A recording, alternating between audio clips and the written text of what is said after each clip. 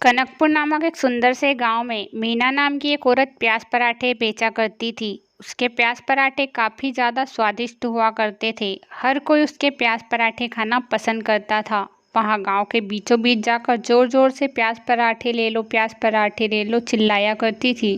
गांव के हर एक घर में उसके प्याज पराठे की खुशबू ही गूंजा करती थी। और तो और कई लोग तो सुबह का खाना तक नहीं बनाते थे और प्याज पराठे खाने के लिए उसकी दुकान की तरफ आते थे। उसकी खुशबू उन्हें खींच कर लाती थी। मीना काफ़ी ज़्यादा पैसे कमा चुकी थी। प्याज पराठे की वजह से वह गांव में भी बहुत ज़्यादा फेमस हो चुकी थी। गांव का हर कोई इंसान उसके प्याज पराठे का दीवाना था। दो आदमी उसके प्याज पराठे की दुकान पर आते हैं और उसके प्याज पराठों की काफ़ी ज़्यादा तारीफ करते हैं। कहते हैं कि तुम्हें तो शहर में प्याज पराठे की दुकान खोलनी चाहिए। मीना कहती है नहीं नहीं, मैं तो गांव में ही ठीक हूँ। मेरा पति मुझे शहर कौन सा जाने देता है। हर गांव वाला उसके प्याज पराठे की तारीफ करता था, क्योंकि गांव में उसके पराठे बहुत स्वादिष्ट तो होते ही थे, साथ ही साथ बहुत सस्ते भी होते थे। गांव के लोग उसकी तारीफ करते थे। हर घर में उसके प्याज पराठों की बातें ही चलती थी।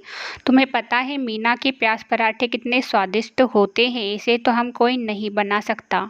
तभी सामने वाली औरत कहती है हाँ हाँ, तुमने यह बात तो बिल्कुल सही कही। उसके प्याज पराठे का स्वाद ही कुछ अलग है। और कितने सस्ते पराठे वहाँ बेचती है। शहर में जाओ तो ऐसे पराठे बहुत ज़्यादा महंगे मिलते हैं। हाँ हाँ, वो तो है, बेचारी है सीधी सादी भोली भाली, लेकिन प्याज पराठे की दुकान खोलकर उसने बहुत अच्छा किया। प्याज पराठे के साथ साथ अब मीना की भी काफ़ी ज़्यादा तारीफ होने लगती है। हर गांव का इंसान उसकी तारीफ करता है। मीना भी इससे बहुत ज़्यादा खुश होती है। ऐसे ही समय बीतता चला जाता है। एक दिन की बात है जब मीना अपने घर जाकर सोचती है कि अगर वहाँ अपने प्याज पराठे की कीमत बढ़ा दे तो वहाँ और ज़्यादा पैसे कमा सकती है। और उसे ऐसा ही करना चाहिए, क्योंकि अब तो लोग उसके प्याज पराठे के दीवाने हो चुके हैं। कोई नहीं चाहेगा फिर भी उसे लेना पड़ेगा। मुझे कैसे भी अपने प्याज पराठों का भाव बढ़ा देना चाहिए, जिससे कि मुझे मुनाफा ज़्यादा होगा और मैं गांव की सबसे ज़्यादा पैसे वाली औरत बन जाऊंगी। यहाँ सोचकर दूसरे ही दिन मीना अपने प्याज पराठों के दाम बढ़ा देती है। गांव का जो भी इंसान उसके प्याज पराठे की दुकान पर आता था, सभी हैरान थे कि अचानक से मीना ने अपने प्याज पराठों की कीमत कैसे बढ़ा दी। लेकिन फिर भी लोग खाने लगे। अरे मीना, अचानक से तुमने सस्ते प्याज पराठे महंगे में बेचना कैसे शुरू कर दिया? हम तो तुम्हारी काफ़ी ज़्यादा तारीफ करते थे कि हमारी मीना तो बहुत सस्ते प्याज पराठे बेचती है और तुम तो महंगे बेचने लगी। अरे बहन, क्या बताऊँ, अभी भाव कितने बढ़ गए हैं ना हर एक चीज़ के। मुझे कोई फ़ायदा नहीं मिलता, इसीलिए मैंने सोचा कि मैं बढ़ा लूँ। अरे बहन, कोई बड़ी बात नहीं है, ठीक है जो भी किया। अब मीना का व्यवहार काफ़ी ज़्यादा बदल चुका था। जो भी उससे पैसों के बारे में बातें करता था वहाँ साफ मना कर देती थी और कहती थी कि अगर तुम्हारे पास पैसे नहीं है तो मेरे पास प्याज पराठे लेने के लिए मत आओ। यह सुनकर सारे गांव वाले हैरान थे। मीना के व्यवहार में अचानक से इतना बदलाव और पैसों के दाम भी कुछ ज़्यादा ही बढ़ गए थे। समय बीतता चला जाता है। एक दिन ऐसा आता है कि मीना के प्याज पराठे की दुकान पर कोई नहीं आता। वहाँ अकेली खड़ी खड़ी अपने प्याज पराठे बेच रही थी। सुबह से दोपहर हो चुकी थी, लेकिन उसके प्याज पराठे लेने के लिए अभी तक कोई नहीं आया था। मीना काफ़ी ज़्यादा हैरान थी। अरे, मेरे प्याज पराठे की दुकान पर कोई भी क्यों नहीं आ रहा है?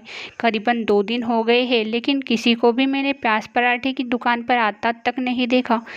शायद मेरे बढ़ते दामों के कारण ही लोग मेरे दुकान पर नहीं आ रहे हैं। मीना को काफ़ी दुख होता है कि उसकी दुकान अचानक से चलते चलते बंद हो चुकी है। समय बीतता चला जाता है और एक दिन उसकी दुकान ठप हो जाती है, क्योंकि उसे नुकसान ही झेलना पड़ा था। सारे गांव वाले सिर्फ यही बातें करते हैं। मीना काफ़ी ज़्यादा अकड़ू हो गई है। पहले तो वहाँ ऐसे बिल्कुल नहीं थी, उसका व्यवहार भी कुछ अच्छा था, और अब तो उसके प्याज पराठों के दाम भी आसमान छू रहे हैं। इससे तो अच्छा है कि हमें अपने घर पर प्याज पराठे बना लें। हाँ हाँ, तुम ठीक कह रही हो। अब गांव वालों की तो इनकम भी कम होती है, वहाँ प्याज पराठे रोज़ महंगे खाएंगे तो घर कैसे चलेगा?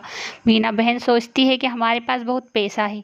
हाँ हाँ, गांव की होके ऐसी मक्कारी करने लग गई वो, जैसे शहर में रहने लग गई हो। पर शायद सक्सेस पाकर इंसान में घमंड आ जाता है। हाँ हाँ, वो तो ठीक है, लेकिन अब कोई गांव वाला उसके वहाँ पर प्याज पराठे खरीदने नहीं जाता। मीना की दुकान बिल्कुल ठप हो गई है। मीना दूसरे ही दिन से प्याज पराठे बेचने के लिए गांव में नहीं आती थी। अब वह अपने घर पर ही रहती थी और उसे अफसोस भी होता था। एक दिन एक बुजुर्ग औरत उसके पास गई और बोली, मीना, तुम में बहुत घमंड आ गया था। इस वजह से गांव वालों ने तुम्हारी दुकान पर आना बंद कर दिया था।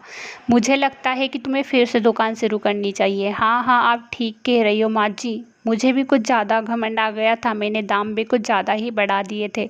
लेकिन अब मुझे अपनी गलती का एहसास है। अब मैं क्या करूं, मुझे कुछ समझ नहीं आ रहा। उसमें क्या है, तुम अपने दाम कम कर दो और फिर तुम्हारे व्यवहार से लोग तुम्हारी दुकान पर आना शुरू कर देंगे। सबसे पहले मैं आऊँगी और फिर तो सब आना शुरू कर ही देंगे। सिर्फ दाम कम कर दो।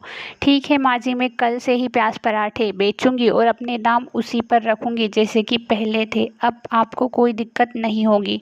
दूसरी सुबह होते ही मीना गांव में अपने ही उसी दाम में प्याज पराठे बेचने के लिए चली जाती है। जैसे ही वहाँ प्याज पराठे बेचने जाती है, बुजुर्ग औरत और उसके साथ एक दूसरी औरत आकर कहते हैं, मीना ठीक है, ऐसे ही प्याज पराठे बेचोगी तो हम गांव वाले तुम्हारा सपोर्ट करेंगे। लेकिन हाँ, अगर तुम बिल्कुल बदल चुकी हो तो फिर यहाँ से चली जाना। नहीं नहीं, मुझे माफ़ कर दो। मैंने पहले बहुत गलत किया कि आपसे ऐसा व्यवहार किया। तुम लोगों की वजह से ही मैं इतनी आगे बढ़ पाई हूँ। यहाँ मैं कैसे भूल सकती हूँ आपसे। प्याज पराठे उसी दाम में बिकेंगे जैसे कि पहले बिकते थे। सारी औरतें काफ़ी देर तक बातें करती है और गांव में फिर से उसका ठेला यानी कि प्याज पराठे की दुकान अच्छे से चलने लगती है। कहानी पसंद आए तो चैनल को सब्सक्राइब करके वीडियो को लाइक करें।